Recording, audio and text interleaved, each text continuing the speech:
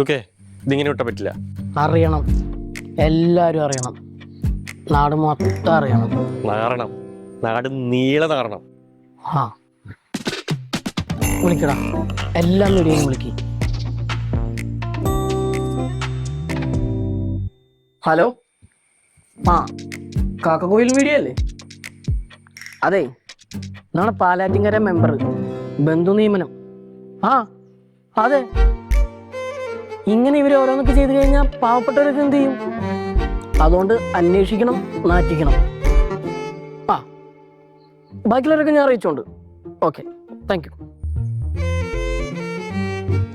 Hello, ചൂന്നഭൂമിയല്ലേ? ആ, നമ്മുടെ പാലിയാറ്റിങ്കര ഗ്രാമപഞ്ചായത്തിൽ ബന്ധു നിയമനം. നമ്മുടെ ദേവകി മെമ്പറില്ലേ, അവിടെ. എങ്ങനെ വിട്ടാൻ പറ്റില്ലല്ലോ. ആ, എത്ര പേരാ PSC ചെയ്തിട്ട് വെറുതെ ഇരിക്കുന്നത്? അവർക്കൊന്നും കൊടുക്കാതെ ബന്ധു നിയമനം നടത്തിയേക്കണം. ഇത് പ്രതികരിക്കണം, നിങ്ങൾ മീഡിയക്കാർ തന്നെ പ്രവർത്തിക്കണം, എന്തായാലും പ്രതികരിക്കണം. ആ, അത് ഞാനിട്ടു. ആ, okay. Hello, Kurumbi media. Hello, മഞ്ഞക്കുയിലല്ലേ? Hello, Thathamma media. Hello, Vellarikka media അല്ലേ? പപ്പായ മീഡിയ അല്ലേ? ആകാശഗോപുരം മീഡിയ അല്ലേ? കുറുക്കൻ മീഡിയ അല്ലേ? എടാ, കറക്റ്റ് ആയിട്ട് കൊടുക്കണം കേട്ടാ, പേരൊന്നും മാറല്ലേ. അങ്ങനെ അവർ ഇനി കൂടുതൽ ഞാൻ കളിക്കണ്ട. അതെ, എന്തായിരുന്നു നെഗളിപ്പ്. എന്തൊരു മനസമാധാനം. നമ്മൾ യൂത്തിലെ നാട്ടിലെ പിള്ളേർക്കൊക്കെ എന്തോ ഒരു നല്ല കാര്യം ചെയ്തവരും. അതെ അതെ, ഒരു മനസ്സുഖം. അതെ, അല്ലെങ്കിൽ തന്നെ നാട്ടിൽ നമ്മളെപ്പോലുള്ളവർക്ക് തന്നെ ജോലിയില്ല, എന്തിന് ആശാന് വരെ ജോലിയില്ല. എന്നിട്ടാണ് അതിൻ്റെ ഇടയിൽ കൂടെ ബന്ധു നിയമനം. ഈ പേരും പറഞ്ഞ് നമുക്ക് മെമ്പറുടെ കസേര തെറിപ്പിക്കണം. അതെ, അങ്ങനെ ഒരു ഗെലിങ് നടക്കണ്ട. ഇനി അവര് പാർട്ടിയിലേ ഉണ്ടാവാൻ പാടില്ല. പാർട്ടിയിലല്ലേ, പഞ്ചായത്തിൽ ഉണ്ടാവാൻ പാടില്ല. നാട് വിടണം. അത്ര വലിയ പണിയല്ലേ ചെയ്തത്. അതെ അതെ അതെ, നമ്മൾ കൂടെ വെറുതെ ഇരിക്കുമ്പോ ബന്ധുക്കളെ എന്ന് പറഞ്ഞിട്ട് കയറ്റുക നടക്കൂല. നീ എല്ലാരും വിളിച്ചു പറഞ്ഞിട്ടില്ലേ? ഞാൻ എല്ലാരും വിളിച്ച് പറഞ്ഞിട്ടുണ്ട്. നീയോ? ഞാനും പറഞ്ഞിട്ടുണ്ട്, മിക്ക മീഡിയസിന് പറഞ്ഞിട്ടുണ്ട്. ഇനി എന്താ മഞ്ഞപത്രത്തിന് വേണ്ടി വിളിച്ചു പറഞ്ഞിട്ടുണ്ട്. ഞാനും പച്ചപത്രത്തിലും പറഞ്ഞിട്ടുണ്ട്. ഓ എന്റെ പൊന്ന് നേതാവേ, ഞാൻ പറയുന്ന ഒന്ന് കേക്ക്. ആ കൊച്ചെന്റെ ഒരുപാട് അകന്ന ഒരു ബന്ധുവാ. അതിന് ജോലി മേടിച്ച് കൊടുത്തത് എനിക്കും തമ്മിൽ യാതൊരു ബന്ധവും ഇല്ലെന്ന്. ഇത് ആൾക്കാർ പറഞ്ഞുണ്ടാക്കുന്നതല്ലേ, ബന്ധു നിയമനമാണെന്നും പിൻവാതിൽ നിയമനമാണെന്നും ഒക്കെ. എനിക്ക് അതുമായിട്ട് യാതൊരു ബന്ധവും ഇല്ല. പിന്നെ അത് ഇതുവഴി എങ്ങാണ്ട് പോയപ്പോ എന്റെ വീട്ടിൽ വന്നു എന്നുള്ളത് സത്യവാ. പക്ഷെ ഈ ജോലി മേടിച്ചു കൊടുക്കാൻ എന്റെ യാതൊരു കൈകടത്തലും ഉണ്ടായിട്ടില്ല, സത്യമാന്ന്. അയ്യോ, ഞാൻ പറയുന്നു. ഓ വെച്ച് ഇയാളൊക്കെ എവിടെ നിന്ന് വരുന്നു? പറയുന്നു ഒന്ന് കേൾക്കാനും ഒരു സന്മനസ് അതും ഇല്ല. ചുമ്മാ അല്ല ഇയാളൊക്കെ നേതാവായതും ഞാനിങ്ങനെ കിടക്കുന്നത്. ആ, കൊച്ചാപ്പി വിളിക്കുന്നുണ്ടല്ലോ. നീ അവനും വല്ല തെറി പറയാനാണോ? എടാ കൊച്ചാപ്പി, ഓ മനസ്സിലായടാ. എങ്ങനെയാണ് ഇത്രയും വള്ളികൾ മെമ്പർ പിടിക്കുന്നത്? അയ്യോ, എനിക്കറിയത്തില്ല എന്റെ ദൈവമേ. ഞാൻ എവിടെ തൊട്ടാലും അത് തലതിരിഞ്ഞ് എന്റെ കഴുത്തെ തന്നെ കുരുങ്ങുന്ന വള്ളിയായിട്ട് മാറുക. ഞാൻ മെമ്പറോട് അന്നേ പറഞ്ഞതല്ലേ, ആ കൊച്ചിന് ജോലി മേടിച്ചു കൊടുക്കുമ്പോ ആ കൊച്ചിനെ കാണാനോ സംസാരിക്കാനോ ഒന്നും പോകില്ല. എന്റെ കുഞ്ഞെ എന്തോ പറയാനാന്ന് പറ. ആ പെണ്ണ് ഇങ്ങോട്ട് വരട്ടെന്ന് ചോദിച്ചപ്പോ ആ വാന്ന് പറഞ്ഞു, വരുകയും ചെയ്ത് കണ്ടു. ഈ കാലമാടന്മാരാരാണ്ട് ആ കൊച്ചി ഇവിടുന്ന് ഇറങ്ങി പോകുന്ന കണ്ടു. അതാ പ്രശ്നമായത്. ഓ മെമ്പറെ, ഇതിപ്പോ പറഞ്ഞിട്ട് എന്താ കാര്യം? മെമ്പർ ഓരോ കാര്യങ്ങൾ കാണിക്കുമ്പോ മെമ്പർ വിചാരിക്കണ്ടേ, ഇത് നമ്മുടെ റാണി മോള് അത്യാവശ്യം ഇൻസ്റ്റയിലൊക്കെ ഫേമസ് ആയിട്ടുള്ളതല്ലേ, അപ്പം മെമ്പർ അതൊക്കെ ശ്രദ്ധിക്കണ്ടേ? അവിടെ കാര്യം ഓർക്കുമ്പോഴാണ് എനിക്കൊരു ടെൻഷൻ. എന്തോ പറയാനാ, ഇതിപ്പോ ഇങ്ങനൊക്കെ ആകുമെന്ന് ഞാൻ കരുതിയോ? ആ കൊച്ചൊരു ഗതിയില്ലാത്ത കുഞ്ഞല്ലേ, അതിനൊരു ജോലി കിട്ടിയ അതൊരു ഉപകാരമാകുമല്ലോ എന്ന് മാത്രമേ കരുതിയുള്ളൂ. അമ്മയാണ് 10 പൈസയുടെ ഉപകാരം എനിക്ക് ആ ജോലി കേസിൽ എനിക്കില്ല. ഞാൻ മേടിച്ചിട്ടില്ലടാ. എന്നിട്ടിപ്പോ എന്തായി? നമ്മുടെ ഗതി അധോഗതി ആയില്ലേ? അതിപ്പോ എന്തോ ചെയ്യാൻ പറ്റൂ? ഞാൻ നോക്കിയിട്ട് ഒരു വഴിയും കാണുന്നില്ല മെമ്പറെ. എന്റെ കുഞ്ഞെ, നീ എന്തെങ്കിലും ഒരു വഴി ഒന്ന് കണ്ടുപിടിച്ചൊന്ന് പറഞ്ഞു താ. മെമ്പറെ, ഞാൻ ഇവിടെ ചുറ്റുമുള്ള ജീമാരുടെ അടുത്തൊക്കെ ചോദിച്ചു നോക്കി. പക്ഷെ അവര് പറയണത് ഈ ബന്ധു നിയമനം എന്ന് പറയുന്ന ഒരു സംഭവം അതൊരു വലിയൊരു സംഭവമാണ്. അത് പുറത്തൊക്കെ എറിഞ്ഞ വിഷയമാണ്.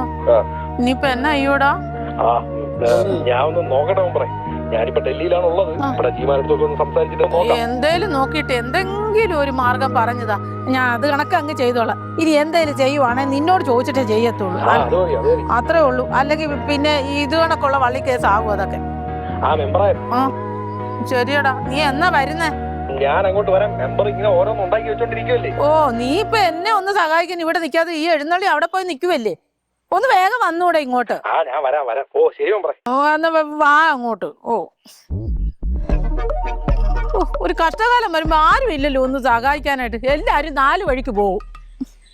അല്ല മോളെ, ഈ ജോലിക്ക് ജോയിൻ ചെയ്ത ദിവസം തന്നെ ഇങ്ങനെ റിസൈൻ ലെറ്റർ എഴുതി രാജിവെച്ച് പുറത്തിറങ്ങി പോകാന്ന് പറഞ്ഞാൽ അതൊരു വേദനാജനകമായ കാര്യമെന്ന് അമ്മായിക്ക് അറിയാം. പക്ഷെ നീ ഇപ്പൊ രാജിവെച്ചില്ലെങ്കിൽ ഞാൻ രാജിവെക്കേണ്ടി വരും. അതൊരിക്കലും സംഭവിക്കാൻ പാടില്ലാത്ത കാര്യമാണ്. കാര്യം എന്താണെന്നറിയാവോ? ഞാൻ ഇറങ്ങിയാൽ ആ ഗ്യാപ്പിൽ ആ സീറ്റിൽ ഏതെങ്കിലും ഒരു പട്ടി കയറി ഇരുന്നാലും, അതും പ്രത്യേകിച്ച് നിന്റെ അമ്മാവൻ പട്ടിയാണെങ്കിലും എനിക്ക് ഒട്ടും സഹിക്കാൻ പറ്റത്തില്ല. അതുകൊണ്ട് എനിക്ക് രാജിവെക്കാൻ പറ്റത്തില്ല. അതുകൊണ്ട് ദയവ് ചെയ്ത് മോളൊന്ന് രാജിവെച്ചിറങ്ങിയാൽ ഈ അമ്മായിക്ക് കുറച്ച് തെറിവിളി കുറച്ച് കിട്ടും. അമ്മ ഇങ്ങനെയൊന്നുമല്ല അന്ന് പറഞ്ഞത്. അതിപ്പോ അന്ന് പറഞ്ഞപ്പോ ഇങ്ങനത്തെ പുലിവാലും കുരിശും ഒക്കെ ആകുമെന്ന് ആരെങ്കിലും വിചാരിച്ചോ? അതുകൊണ്ട് എങ്ങനെയെങ്കിലും ഒന്ന് രാജിവെച്ചിറങ്ങിയാല് വലിയ എന്റെ പൊന്നമ്മായി, ഇത് പ്രതീക്ഷിച്ചിട്ട് ഞാൻ PSC കോച്ചിങ്ങിന് പോലും പോവാഞ്ഞത്. ഇനിയിപ്പോ ഇഷ്ടം പോലെ സമയം കിടക്കുവല്ലേ. ഈ ജോലി രാജിവെച്ച് കഴിഞ്ഞാൽ പിന്നെ ഫുൾ ടൈം ഫ്രീ അല്ലേ. അമ്മായി തന്നെ ഏതെങ്കിലും ഒരു നല്ല PSC കോച്ചിങ് സെന്ററിൽ കൊണ്ട് ചേർക്കാം. പൈസ അമ്മായി തന്നെ കൊടുത്തോളാം.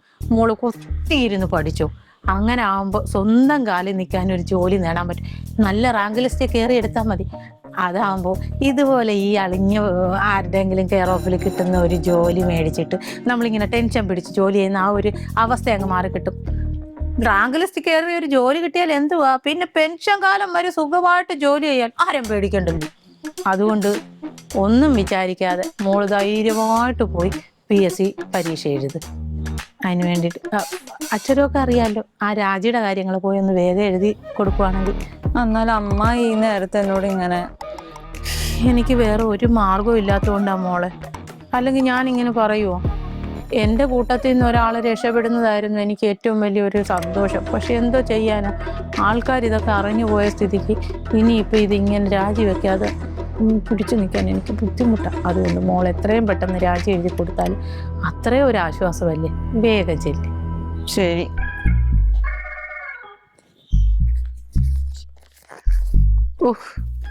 കറക്റ്റ് എല്ലാ ഡയലോഗും പറഞ്ഞ് കൊച്ചാപ്പി എഴുതി തന്നതെല്ലാം പറഞ്ഞപ്പോഴത്തേന് കൊച്ചിന് കാര്യം മനസ്സിലായി. എൻ്റെ ദൈവം, എൻ്റെ കൊച്ചാപ്പി നിന്നെ സമ്മതിച്ചു. മെമ്പറെ. ആ എന്താ മക്കളെ, എന്നെ കൊണ്ട് വല്ല സഹായം വേണ? ഒരു ചെറിയൊരു സഹായം വേണം. അയ്യോ എന്തുവാ പറഞ്ഞോ? അതെ മെമ്പറെ, ഞങ്ങളിപ്പോ ഈ നാട്ടിലെ തൊഴിൽ രഹിതരാണല്ലോ.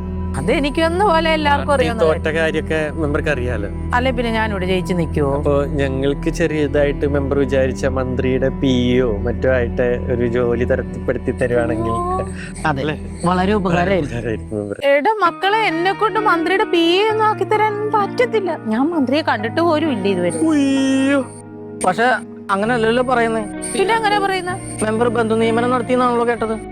അയ്യോ എന്റെ സർവേശ്വര, ഇത് ആരാ ഈ കള്ളക്കഥയൊക്കെ അടിച്ചു വിടുന്നേ? അടിച്ചു വിടുന്നതല്ല മെമ്പറെ, ഞാനിവിടെ കണ്ടു.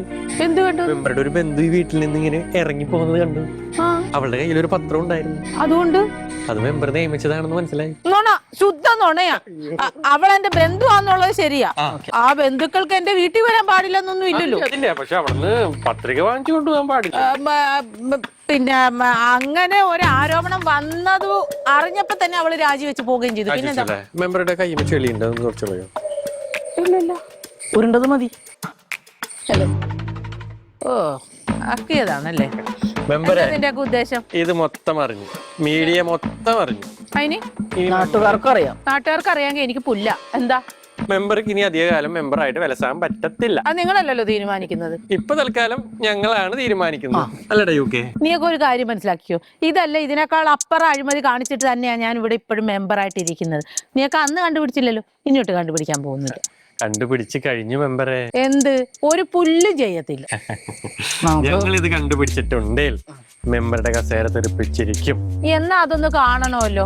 എന്റെ കസേര തെറിപ്പിച്ചിട്ട് ആ കസേരയിൽ ആരാ ഇരിക്കുന്നതെന്ന് നമുക്ക് കാണാം. അത് നമുക്ക് വേണമെങ്കിൽ കാണാം. ആ കാണാടാ. ഞങ്ങൾ കസേര തെറിപ്പിക്കുകയും ചെയ്യും, വേണ്ടി വന്ന ഒരു ബൈ ഇലക്ഷൻ നടത്തുകയും ചെയ്യും. അല്ലേടാ? ഒരു നല്ല പാർട്ടി പ്രവർത്തകനെന്ന് പോലും പറയാൻ ഒരു ഡിഗ്നിറ്റി ഇല്ലാത്ത നീയൊക്കെ എനിക്കിട്ട് എന്തോ കാണിക്കുമെന്നാടാ പറയുന്നത്. ഞങ്ങളുടെ ഡിഗ്നിറ്റിനെ പറ്റി പറയല്ലേ, അത് പറയല്ലേ.